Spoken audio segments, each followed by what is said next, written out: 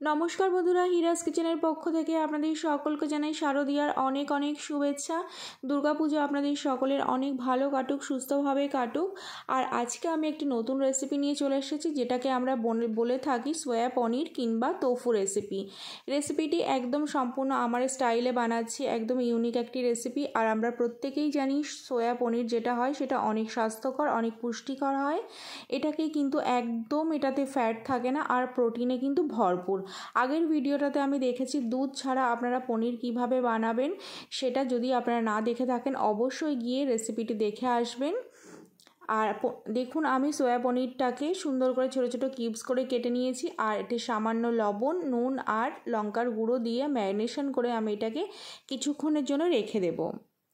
তারপরে কড়াইতে একটা প্যান বসিয়ে নিয়েছি, প্যানের মধ্যে 1 চামচ সাদা তেল আমি দিয়ে দেবো।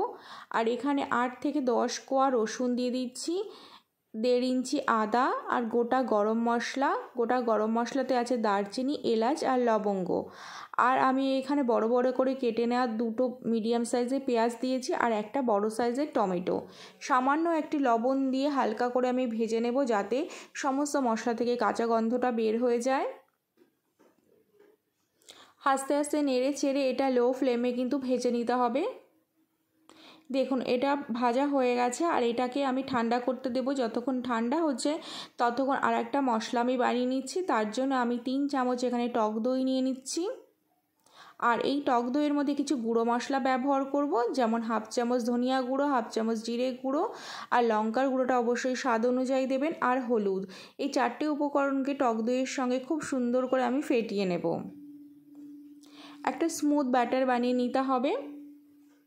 দেখুন, একদম ক্রিমি একটা টেক্সচার এসে গেছে। এই অবস্থায় এটা আমি সাইডে রেখে দিচ্ছি। আর যে মশলাটা আমি ভেজে রেখেছিলাম, মশলাটা এতক্ষণে ঠান্ডা হয়ে গেছে। মশলাটা আমি সুন্দর একটা পেস্ট বানিয়ে নেব। এই তোফু রেসিপিটা খেতে কিন্তু ভীষণ ভালো লাগে। রুটি, পরোটা, নানের সঙ্গে অবশ্যই আপনারা কিন্তু এটা বানাতে পারেন।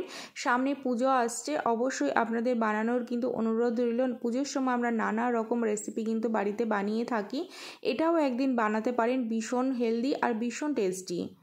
কড়াইতে কিন্তু 3 চামচ সাদা তেল ব্যবহার করলাম। সামান্য জিরে ফোড়ন দিয়ে আমি তোফুটাকে ভেজে নেব।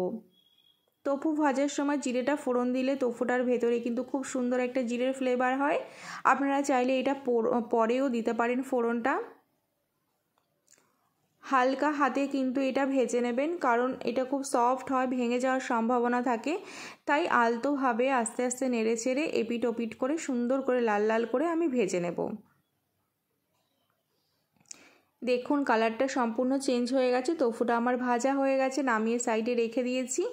এখন কড়াইতে সামান্য 2 চামচ আমি তেল দিয়েছিলাম। তারপরে আমি যে পেস্টটা বানিয়ে রেখেছিলাম টমেটো পেঁয়াজের, সেই পেস্টটা আমি কড়াইতে দিয়ে দিলাম।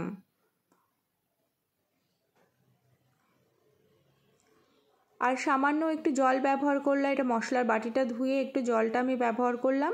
এখন হালকা আঁচে কিন্তু মশলাটাকে আমি কষিয়ে নেব।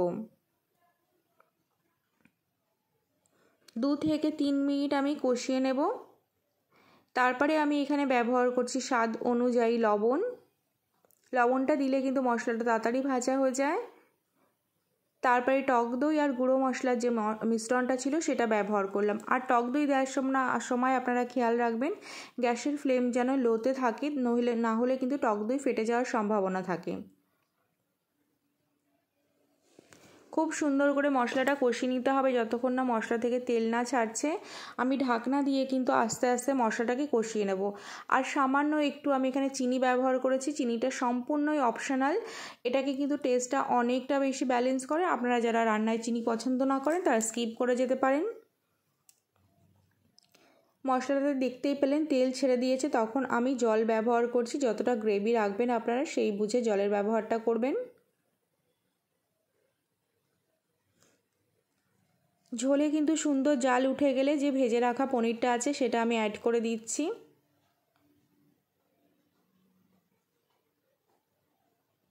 এখন আমি ঢাকনা দিয়ে 5 থেকে 7 মিনিটের জন্য রান্না হতে দেব। দেখুন, আমার রেসিপিটা কিন্তু প্রায় তৈরি হয়ে গেছে।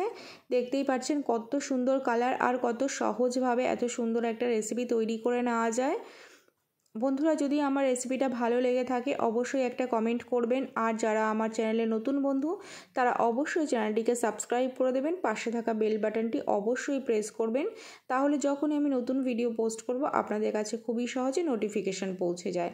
লাস্টে কিন্তু আমি সামান্য একটু কসুরি মেথি আর গরম মশলা ব্যবহার করেছিলাম। কসুরি মেথি আর গরম মশলাটা ব্যবহার করার পর একটুখানি ঢাকনা আটকে আপনারা রেখে দেবেন গ্যাসের ফ্লেমটা বন্ধ করে, তাহলে কিন্তু খুব সুন্দর ফ্লেভার হয়। নমস্কার বন্ধুরা, ভালো থাকবেন, সুস্থ থাকবেন, আবার আসবো নতুন ভিডিওর সঙ্গে। আর এই ভিডিওটা কেমন লাগলো জানাতে কিন্তু একদম ভুলবেন না।